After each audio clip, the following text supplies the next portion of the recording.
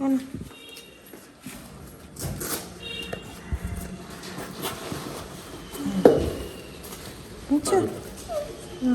Card কি পুরোনোটাই পড়বে নাকি? দাঁড়া দাঁড়া, চুলটা খুলে, আরে চুলটা খুলে যাবে। চলো টাটা। কিউটি লাগছে নতুন ড্রেস। বাসে বলছে অনেকদিন পর তো ওই জন্য আউট হয়ে তেঁতুলতলার মোড়ে দাঁড়িয়ে আছে, তুমি তাড়াতাড়ি নিয়ে যাও। বাবু ধরে বসো, যাও টাটা, জলটা কমপ্লিট করো। গুড মর্নিং, সুপ্রভাত, ওয়েলকাম টু আর চ্যানেল। আশা করি দর্শক ভালো আছে, আমিও খুব ভালো আছি। এখন বাজে হচ্ছে 8:15, এখনো হয়নি যদিও। আমি ব্লগটা শুরু করছি, দিনটা শুরু হয়ে গেছে। আর আজকে কি স্পিডে যে দিন শুরু হলো, উঠেই আগে সিনটির, এই জন্য এই কাজগুলো আগে থেকে করে রাখতে হয়। আমার মতো যারা রয়েছে এই আজ করব কাল করব করতে করতে মানে দিন চলে আসে কিন্তু কাজ কমপ্লিট হয় না, তাদের এরকমই হয়। অ্যাকচুয়ালি এই বইগুলো দেওয়ার পর আমরা ঘুরতে গেলাম, তারপর এই গাড়িটা নেওয়ার একটা আনন্দ, এই সব সেলিব্রেট করতে করতে করতে করতে দিন চলে এলো সিনটির আজ থেকে স্কুল। কালকে রাতে ভেবেছিলাম করে রাখবো, তারপর এতটাই ঘুম পাচ্ছিল আমি আর বসতে পারিনি।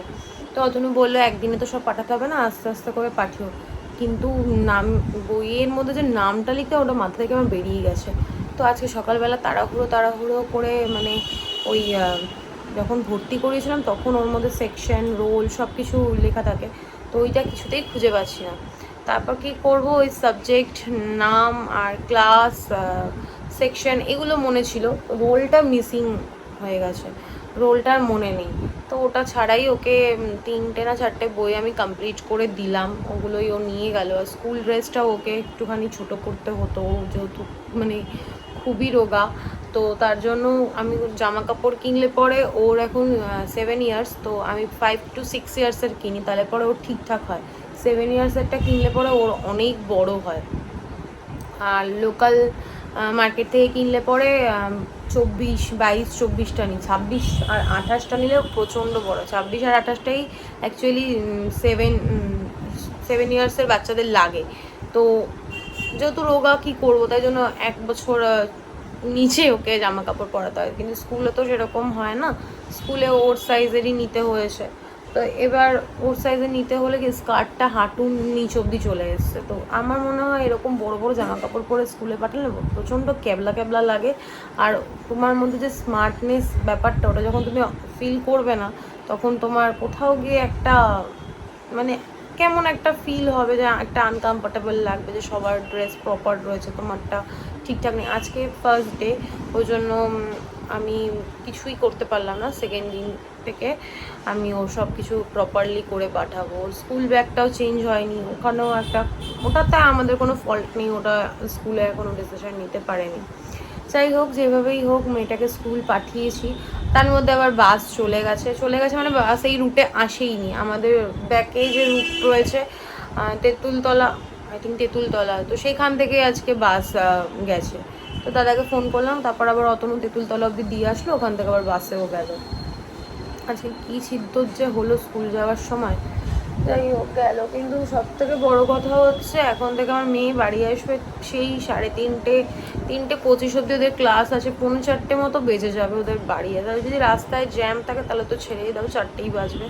এতটা সময় সিনটিকে ছাড়া আমি থাকবো, এটা ভেবেই যেন আমার কেমন একটা লাগছে। যে আগে 12টা 12:30 হয়ে গেলে পরে 12:30টার সময় 12:20 ওদের ছুটি হতো, 12:30টার মধ্যে মেয়ে আমার ঘরে চলে আসতো।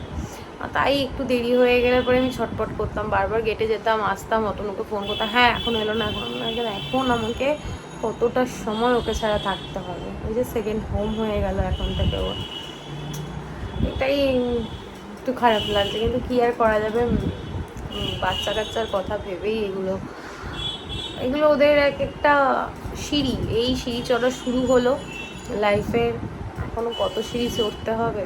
অতনু গেছে বাজারে, দিদি রান্নাবান্না মোটামুটি হয়ে গেছে, আজকে অনেক কিছু মেনুতে হয়েছে, ডাল হয়েছে, পোস্ত হয়েছে, ভাজা হয়েছে, এখনও দিদি দেখলাম মাছ রান্না করছে, অনেক কিছু মেনুতে হয়ে গেছে। তোমাদেরকে পরে দেখাবো, আবার বাজার হাট করে কী নিয়ে আসে ভগবানই জানে। যাই হোক, চলো সবার আপডেট দিয়ে দিয়েছি, আর বাজে বকবক না করে ব্লগটা শুরু করছি। তোমরা দেখতে থাকো আর সঙ্গে থাকো। এখনও আমার কাজ আছে, এডিট করব, এখন এডিট করি বসে বসে। সে গুড মর্নিং। Good morning. ওই যে চলে এসছে। তুমি দুখানা রুটি নিয়ে এসছো কেন? দিদি আজকে ময়দা দিয়ে রুটি করেছে, আটা একদম নেই। ও কি রে হ্যাংলা, বাবা বার্থডে বয়, আজকে কি হবে ওর জন্য? দিদিকে দি চিকেন করিয়েছো? ওর তো চিকেন নেই। আছে 2 পিস আছে তো, 2 পিস চিকেন আজকে ভাত খাবে? হ্যাঁ, কোনো তোমাকে দিচ্ছে না? ও একভাবে থালার দিকে তাকিয়ে আছে। গনু তোমায় কিছু দিচ্ছে না বাবা? হ্যালো। আজকে আসার সময় মনে করে গ্লুকন্ডিটা নিয়ে আসবে, শুনতে পেয়েছো? বাজে এখন 10:30, 10:25 হয়েছে, 10:30 বাজেনি, যদিও কোনোদিন পাত্তা নেই, এখনো আসেনি। আর মহারানীর ফোনে রিচার্জও নেই যে ফোন করলে পাবো, আর ফোন করার কোনো অপশানও নেই, ওর ফোনে একটাই নাম্বার। আমি কি করছিলাম এতক্ষণ কি বলবো।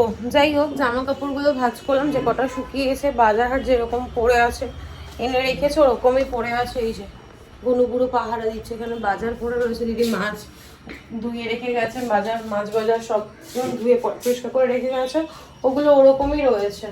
আর ভালো লাগছে না সারাদিন খেতে ভিডিও করার পর যদি ভিডিওটা আপলোড করার পর দেখো কপিরাইট আসছে, কিরকম রাগ ওঠে। এই নিয়ে 5th টাইম আমি ব্লগটা আপলোড করছি। জানি না এখন যদি কপিরাইট আসে তো ওটাই থাকবে, আমি আর পাচ্ছি না। আমি অনেকবার এডিট করে দেখলাম, আমি বুঝতে পারছি না কেন আসছে, কোনো রকম মিউজিক দেওয়া নেই, কী কারণে আসছে জানি না, বুঝতে পারছি না।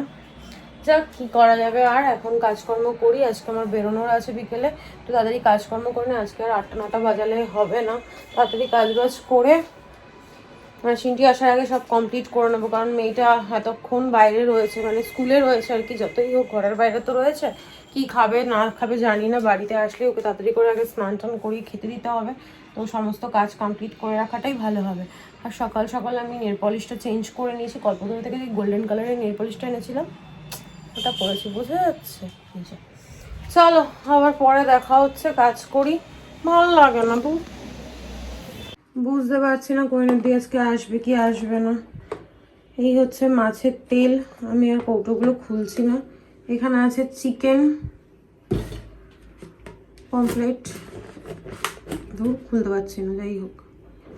আর এই পড়িস না, কাজ বাড়াস না।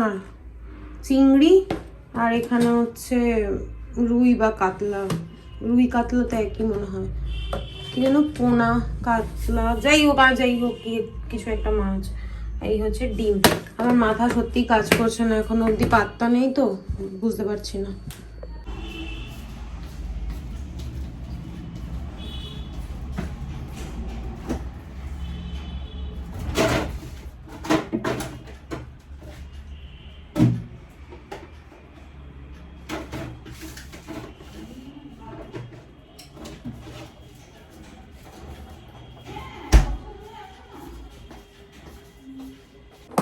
গনু এখনো কোহিনুরের দেখা নেই। গনু কি হবে আজকে? কি উল্টো পাল্টা বাজার করেছে, লাউ পেঁপে,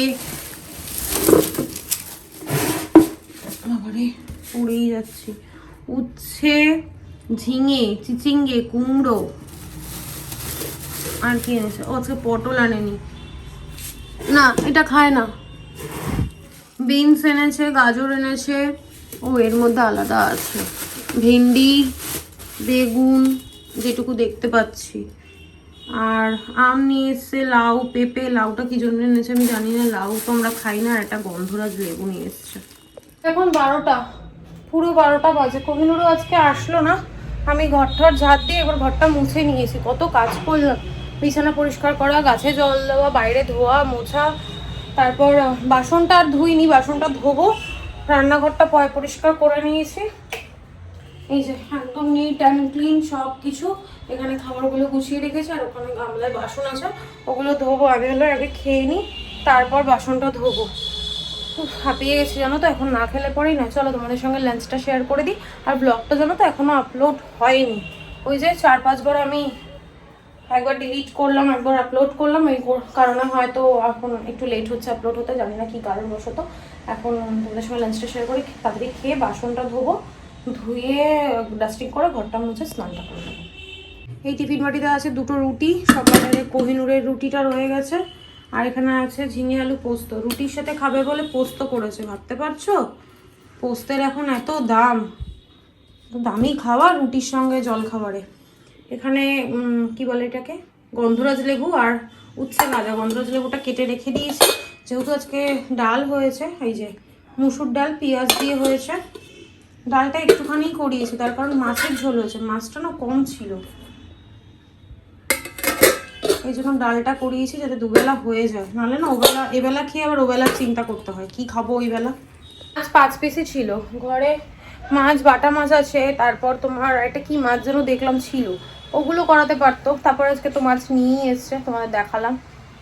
এই জন্য দুবেলার জন্য ডাল করিয়ে রাখলাম, নাহলে এই বেলা খেয়ে রাত্রেবেলা আবার ভাবতে হয় কি খাবো কালকের মতো। নাহলে আমার চিকেন হলে পরে রতনু বলেছে যে চিকেন আছে ওটা দিয়ে ও খেয়ে নেবে। আমার চিকেন খেতে না একদম ভালো লাগে না, ঘরের চিকেন তো একদমই ভালো লাগে না। বাইরে যদি রেস্টুরেন্টে খাই বা কোনো ক্যাফে ট্যাফেতে খাই তখন আবার একটু ভালো লাগে, বাট ওদের রান্নাটা একটু অন্যরকম হয়, ঘরোয়া রান্না অন্যরকম হয়। মা করলে পরে তবুও একটু খেতে পারি, নাহলে আমার একদম চিকেন ভালো। আর টেলে ঝোল তো খেতেই পারি না, কষা হলে পরে মাখা মাখা হলে যাও 2-1টা ভাত খেতে পারি না। চল অনেক বকবক করলাম, এখন আমি কাজগুলো করি, পরে দেখা হচ্ছে।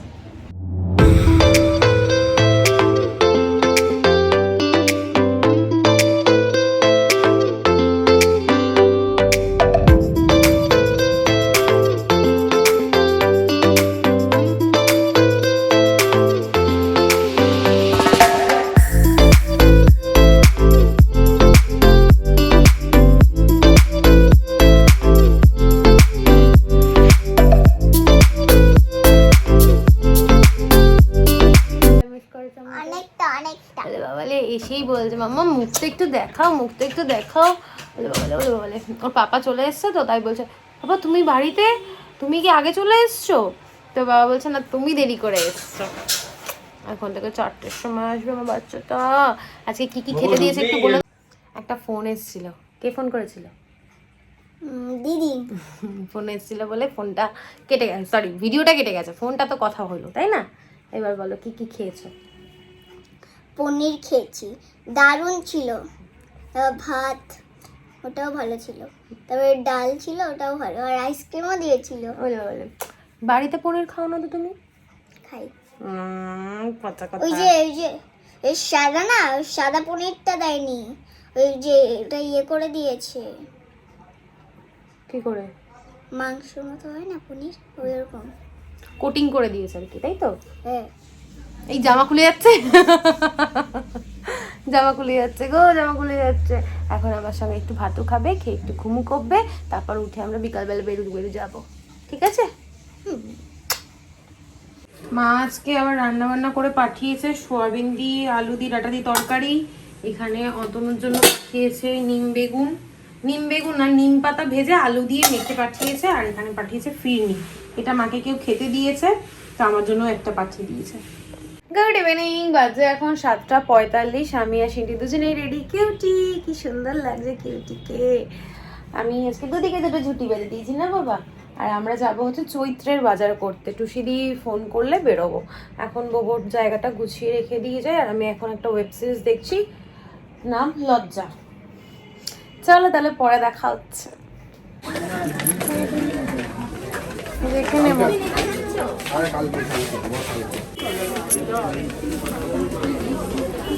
সাজছে কাজে এখন 9টা চলে গেছে। বেলঘুরিয়া থেকে খেলা গুতো সব খেয়ে কেনাকাটা করে ফিরছি। আজকে আমরা কোথাও যাওয়ার সময় পাইনি, এতটা লেট হয়ে গেছে।